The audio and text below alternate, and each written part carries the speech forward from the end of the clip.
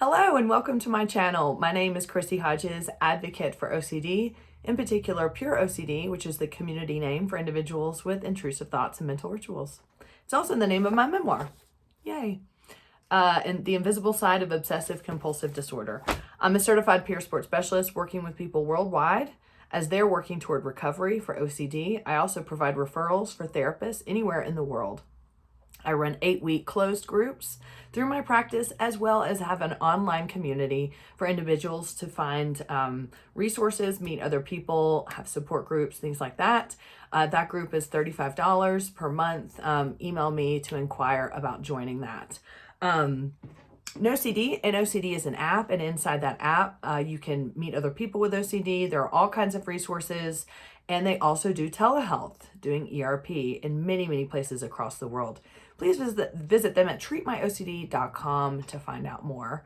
Today, I wanted to talk about a topic I've been wanting to talk about for a while. It's definitely related to OCD, but more kind of life when it comes to living with OCD. And I hear this a lot, and I experience this. I've always wanted to write a book called The Terrible 20s because when I was in my 20s, which I'm not anymore, when I was in my 20s, I was so lost. After I experienced OCD for so many years undiagnosed, and then when I was diagnosed, I had a suicide attempt and hospitalization. And then when I was treated for OCD and, basically was in symptom recovery, I was miserable in my 20s. I felt like I had no purpose. I was lost. I didn't want to tell anybody about what I had just been through. I had so much shame around it, and I was really angry. I was angry that I had had to live that long, not knowing what was going on, or nobody realized there was something going on, that nobody helped me or, was cognizant of my symptoms. I didn't know how to talk about it. I was so angry about so many things. And I find myself, and it took me a long time to navigate through this grief and this anger to get to the place in recovery I am now. And that's 26 years later. I'm 47. So I wanted to talk about this so you know that you're not alone if you're experiencing this. This doesn't have to be just in your 20s. This could happen in your teens, 30s, 40s, 50s, any of that. But when you experience OCD, to some degree, a lot of people feel like they get almost stunted in their growth of, emotional growth or ability to have relationships, ability to have normal sex lives, intimacy, the ability to put energy toward a degree or a career or a family.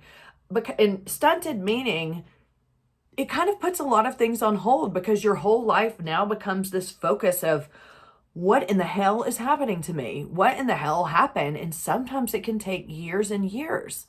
And sometimes it doesn't either. But even then, now we're dealing a lot with the shame alongside this, the idea, the trauma that you can experience from having OCD, the idea that this is going to come back at some point, and how will I deal with that? Meaning relapse and lapses down the road. Wondering if you can or if you will get treatment, if it would be effective. A lot of the things are the emotional recovery of OCD. And so when you're experiencing all these things, and a lot of times it happens in your teens, 20s, 30s, you may start to look at other people's lives and think, oh my goodness, they don't have to deal with what I have to deal with, and look at how easy they have it, or look at how they got to develop normally. They got to have relationships. They got to celebrate these milestones that maybe I didn't. My 16th birthday, graduation, I got into college, prom, and then getting my first job, graduating from college, playing sports, getting married, meeting, all these things that OCD could taint, or that you don't seek because of whether you believe you don't deserve it, or whether, you might not seek it out because you're scared. What if OCD shows up, or OCD may come in and like a bowling ball and wreck it? So a lot of times people, those of us with OCD, and I'm including me in this because I really felt this in my 20s, really do struggle with the significance of worth. And I am behind in life. And having to relearn what it's like to have life with OCD, and what is that going to look like for all the normal milestones? What is that going to look like in trying to find your career? or start a family, or find a person that you want to be in a relationship with, or find friendships. What does that look like? And it isn't fair, because it looks like it comes very naturally for everybody else. We're behind on things because we had to spend so much time in our head trying to figure this out, or spend so much time in therapy or in a hospital trying to deal with this.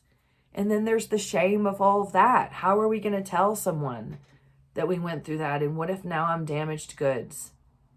So a lot of times people might experience with OCD, birthdays might be hard. As you're getting older, you think, what have I done that's worthy? What did I write down? Have I done enough at this point in my life? What can I do that's going to make me feel like my life is worth something? Because as we all know, OCD can tear us down, and it's up to us to build ourselves back up. I mean, you can have a support system, of course, and you can have support and a therapist and everything, but it really is, there is something to be said for OCD coming in and kind of smashing that worth piece. And sometimes the older we get, I remember feeling this the most in my late 20s. It was probably around when I turned 27, 28. I remember thinking I was so behind. I haven't done anything with my life that I felt like was worthy. I hadn't done anything that made me feel good enough. And am I ever going to feel that way? You know, I at that point had been in relationships, but nothing that was very meaningful. I was struggling with my sex life and how to feel okay in having sex. And these are some of the things that people may think about as they get older of, you know, I haven't been in a relationship or a meaningful relationship, and I'm scared to be. And so as you start comparing yourself to other people your age, or even people older than you or younger than you, you know, or maybe you haven't had sex, and maybe that's part of OCD, or maybe you're just scared, or maybe you just haven't had that opportunity and you think to yourself, but other people have, and I'm this one, you know, person that hasn't been able to do that, and I don't know if I will, and how am I going to know that I'm ready when I do? Career. Maybe you didn't go to college because of OCD, or, you know, maybe you didn't finish high school, or maybe you had an opportunity and you got really sick and that didn't pan out. And now you feel like, oh my God, like what if I can never find the career that brings me, that fulfills me and gives me that sense of purpose and worth? And a lot of times we, and rightfully so, can contribute it to what we had to go through with OCD. My video today is not to offer a solution to you so you feel better about all of that. My video to you is to say that you're not alone. I went through this very much in my 20s and even into my 30s. It took me a really long time, first of all, to find the career that I wanted to do. As you know, I work in doing peer support with OCD, but I didn't start that until I was 36. Maybe even older. I may have been 38 when I started doing peer support. Yes, that is correct. I started 10 years ago, 10 or 11 years ago, and I'm 47 now. You know, I went through a lot of different relationships that didn't work out, and well, I'll save that for a minute. You know, and at this point, I finally feel like I am solid enough in myself that I can give back and have an equal partnership. But that has not happened until the last couple of years. I hope this isn't like a woe is me, like you're going, oh shit, I'm never going to find this until I'm 47. She's ancient. That's not what I mean. What I want to say is I didn't know that these are things that I could work on. I didn't know that I wasn't alone. I just felt like I was just, you know, in a fight match with life every single year, up until I finally just decided to work on myself and my own self-worth. Is my career a reflection of that? Sure, it is. But it had to start with me. You know, is my ability to have a relationship now a reflection of that? Yes, but it had to start with me. And here are the 2 points I really want to make. Worth, having purpose is so important to us. We've been through something really, really hard, and you might still be going through it. And you do think to yourself, I don't want to just, you know, skate by life and not doing something to give back or have purpose. That doesn't have to be in the OCD world. I'm just saying, like, seeking out something that's meaningful. Because a lot of us, once our worldview breaks, when it comes to OCD, it is like, I cannot deal with this mundane bullshit anymore. I want to live life. I want to feel. I have this worldview that allows me to see the world differently, and I want to follow that. And my suggestion is follow it. Keep finding out what you're passionate about. Take risks. Go travel. Seek out what you want. Don't do things just because you think you have to or you should, or because other people are telling you you should. Live your life in regards to your career. I know it's scary. Go back to school. Go chase after what you want, because we know that life can change on a dime for us. We know things can get tough so quickly. And you can survive that, by the way, and you have, and I have too. But also, life can be wonderful, and I want you to know that you're a valuable part of that life. You may struggle with your self-worth and self-esteem, and you may think to yourself, I can't do those things. Yes, you can. You can do whatever you want with OCD. You can. A lot of it is a mind shift. A lot of it is, I love myself enough to start working on myself and finding worth inside of me. Because OCD tears that down, doesn't it? It tears down that worth. It makes us think we're the lowest person, non-deserving on the planet. But let me tell you something. Getting that worth back starts with you. It starts with finding even the simplest things about yourself that you can learn to love. And a lot of that is asking people around you, what do you like about me? What do you love about me? What do you think is funny and quirky and cool about me? And you start to hear these things and you go, no, I'm not. No, I'm not. But you can start to believe them. You can learn to choose to believe that you have things that are worthy.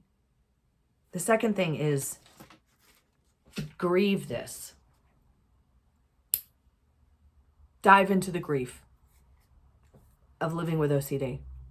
Like I said earlier, be angry, be sad, be resentful if you need to be, scream about it, write about it, blog about it, do videos about it, write in your diary about it, get it out.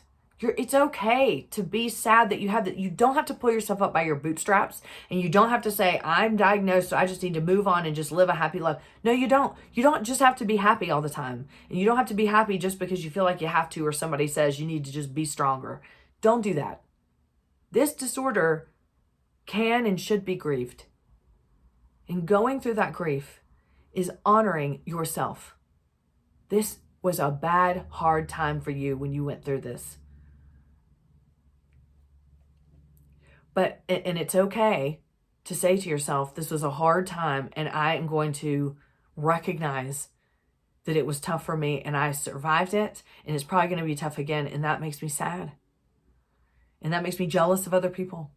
And that makes me feel this way, but I'm going to process those emotions, and I'm going to come out on the other side, and I'm going to find out I'm that strong that I can grieve this and still live the life I want with OCD. You can.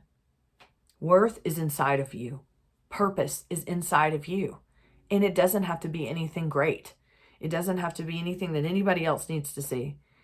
It just has to be what fulfills you. Because OCD can't take that away. And there is something in there. And you're worth exploring. You're worth exploring to yourself. You're not going to find out anything horrible. I know you're worried. I was worried too. I still am sometimes. Look for the great things about yourself, even if you don't believe them at first. Dig into those things and start to see yourself through the lens sometimes of other people around you. Sometimes of just the quirky things that you think are funny. And just hang on to those things as you start to build that worth inside of you. Because I know you have worth. And I know that you know that too. You just have to find it. So keep searching and don't ever stop. If you feel like you're behind everybody, if you feel like you're at a certain age and you didn't do enough, you still have time. You can start today. And it starts with you. And you are enough, even with OCD. I hope that helps. I struggle with this. Sometimes I still do. So if you're looking for support groups, online community, go to chrissyhodges.com or email me. If you're looking for treatment for OCD through NoCD, go to treatmyocd.com. I'll see you next time.